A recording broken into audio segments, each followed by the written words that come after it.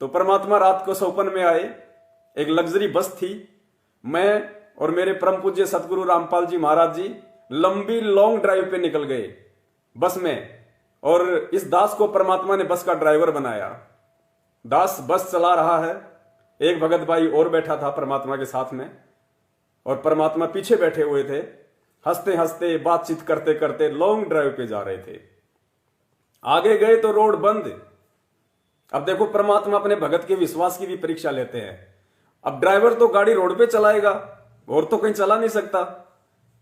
तो आगे गया तो रोड बिल्कुल बंद और एक ऊंची सी बिल्डिंग। तो मैंने कहा परमात्मा आगे रोड बंद हो गया है। तो परमात्मा ने कहा कि बेटा बस का मुंह इस बिल्डिंग की तरफ कर दे।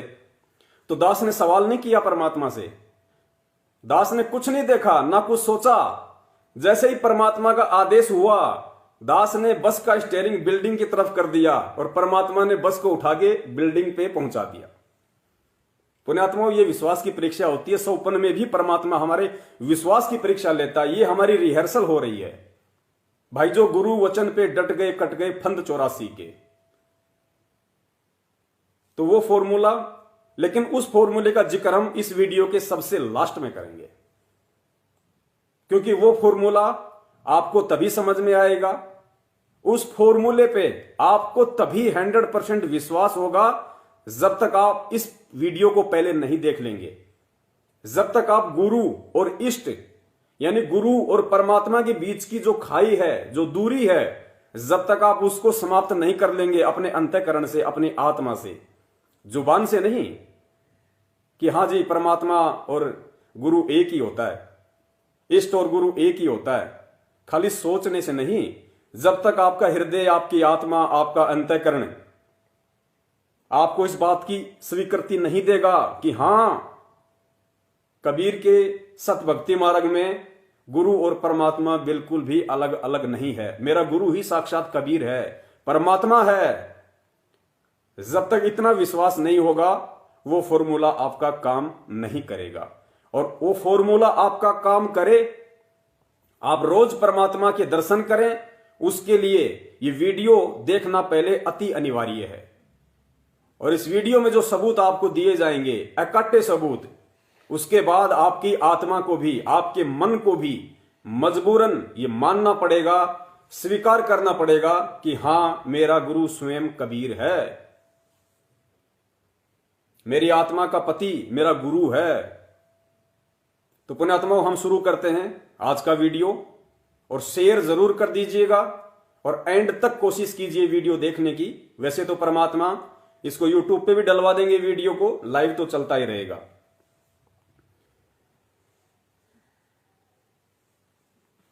तो आज का हमारा विषय, क्या इष्ट और गुरु अलग अलग हैं।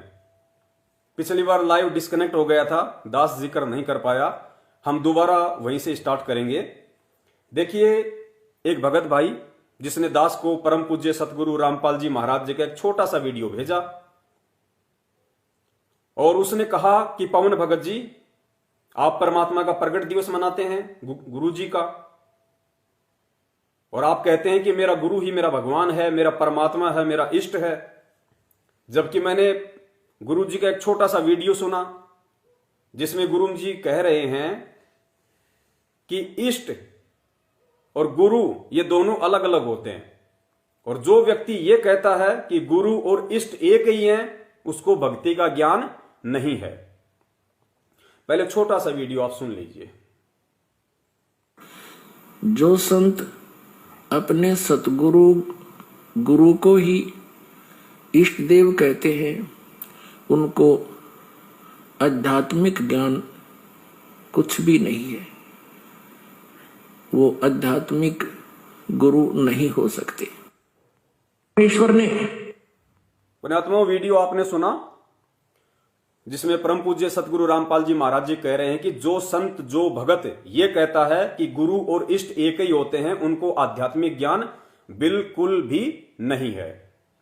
सबसे पहले तो दास आप जी को यह बता देना चाहता है कि उस भाई ने तो खाली मेरे को ये 15 सेकंड का ही वीडियो भेजा है, लेकिन दास उस भाई के भेजने से पहले इस पूरे सत्संग को सुन चुका था, और यह सत्संग परमात्मा ने उस समय किया था जिस समय परमात्मा हंसा देश वाले सतपाल जी महाराज जी का पूरा विवरण भगत समाज के सामने रख रहे थे।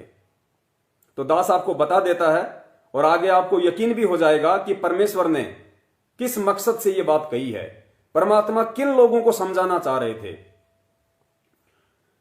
पुण्यात्माओं, जब हंसा देश वालों के साथ में परम पूज्य सतगुरु रामपाल जी महाराज जी की डिबेट चल रही थी, तो उस समय परमेश्वर ने यह बात कही थी जो बिल्कुल सत्य है।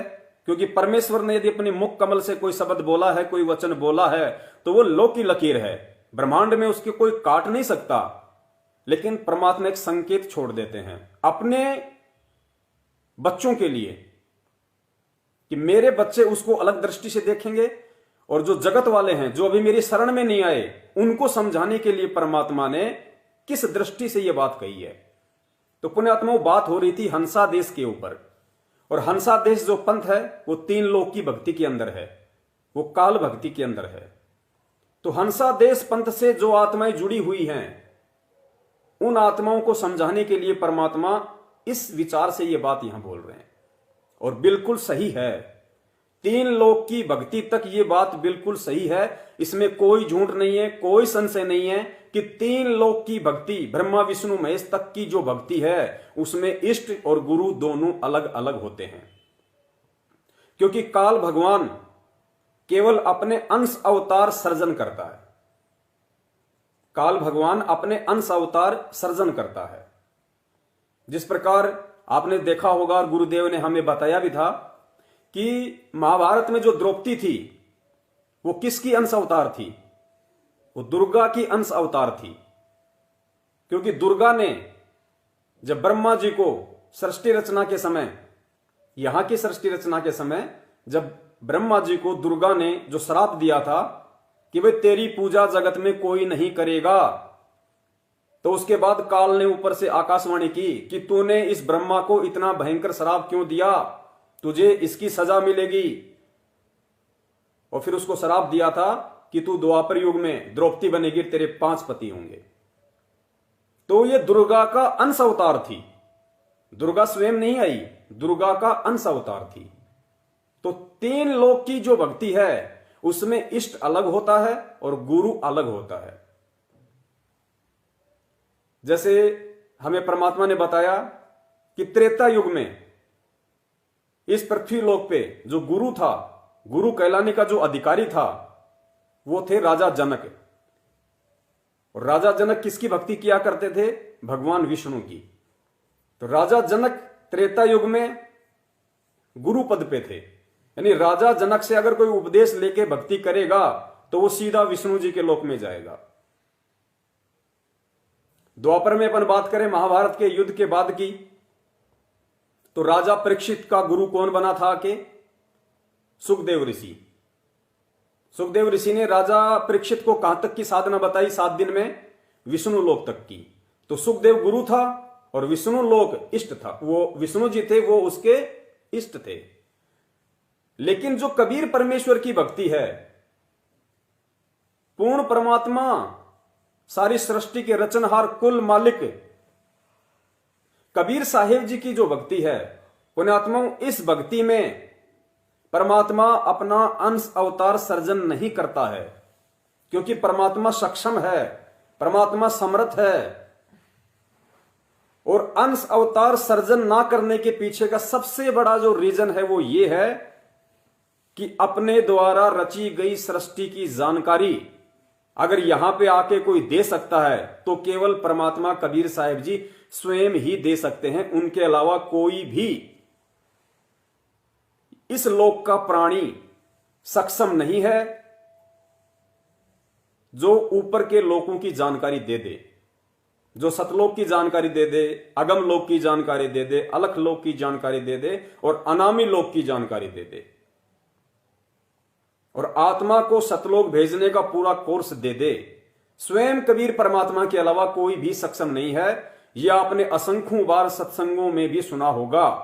गुरुदेव स्पष्ट रूप से नहीं कहेंगे कि मैं ही कबीर परमात्मा हूं, मैं ही सारी सृष्टि का रचनहार हूं। और बच्चों, त्रेता में भी मैं ही आया था, सतयुग में भी मैं ही आया था, द्वापर में भी मैं ही था, कलयुग में भी मैं ही था, आज पिछली पीढ़ी में भी मैं ही हूं। इन बातों को समझाने के लिए परमात्मा ने हमें तत्व ज्ञान दिया है। अब इस तत्व ज्ञान को आधार बना के ही हमने नीर खीर का निबेरा करना है और परमेश्वर की पहचान करनी है। तो ये जो परमेश्वर का छोटा सा जो वीडियो था, ये 3 लोक की भक्ति वाले प्राणियों को समझाने के लिए था। और जब इतनी बात समझ के जो परमेश्वर ने उस पूरी ज्ञान चर्चा में बताई थी, जब वो आत्माएं परमेश्वर की शरण ग्रहण करेंगी, सत भक्ति मार्ग में आएंगी, तो आने के बाद जिस प्रकार पहले आप और हम सब भ्रमित थे, हमें तो यही नहीं पता था इष्ट क्या होता है, किसी ने तो गुरु ही नहीं बना रखे थे, टूटी फूटा सा काम चल रहा था। फिर इस मार्ग में आने के बाद मालूम चला हमें, शुरुआत में जब हम इस मार्ग में भी जुड़ते हैं, इस यथार्थ 13वें कबीर पंथ से भी जब हम जुड़े थे या आप जुड़े होंगे, तो हम भी शुरुआत में यही मान रहे थे कि गुरु जी तो हमारे गुरु हैं और भगवान तो कबीर जी हैं, जिनके बारे में गुरु जी ने वेदों में दिखाया, गीता में दिखाया, कुरान में दिखाया, पुराण में दिखाया, कबीर सागर में दिखाया जो सूक्ष्म वेद है, आदरणीय गरीबदास जी महाराज जी की वाणियों में दिखाया, गुरु ग्रंथ साहिब से दिखाया। लगभग साल भर तक आप और हम सभी गुरु जी को केवल गुरु ही मानते थे और कबीर जी को भगवान मानते थे। लेकिन पुण्यात्माओं, जब इस भक्ति मार्ग में आगे बढ़ते हैं, अपना तन मन धन इस भक्ति मार्ग में न्योछावर कर देते हैं, फिर परमात्मा अपने बच्चों का ज्ञान योग खोलने लग जाते हैं। और उसके बाद फिर हमें धीरे धीरे धीरे धीरे परमात्मा ने आत्म अनुभूति कराई कि बच्चों, जब कबीर परमात्मा स्वयं ही अपने द्वारा रची गई सृष्टि की जानकारी आके देता है और दूसरा कोई नहीं देता है, तो फिर आज कबीर जी की जानकारी देने वाला कौन है?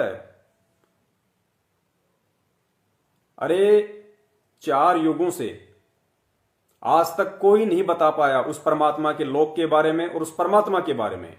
स्वयं परमात्मा को ही आके सब कुछ सारा भेद खोलना पड़ता है। और कलयुग की इस पिछली पीढ़ी में इतना इंपॉर्टेंट समय, इतना महत्वपूर्ण समय, ये 4 युगों से तो परमात्मा केवल एक भूमिका बनाते बनाते लेके आते हैं। जैसे किसी को फुटबॉल का मैच चल रहा हो और किसी को गोल करना हो, तो फुटबॉल को घुमा फिरा के गोल करने के लिए 10 से 15 मिनट की दूरी पे तो उसको लेके आते हैं गोल करने के लिए।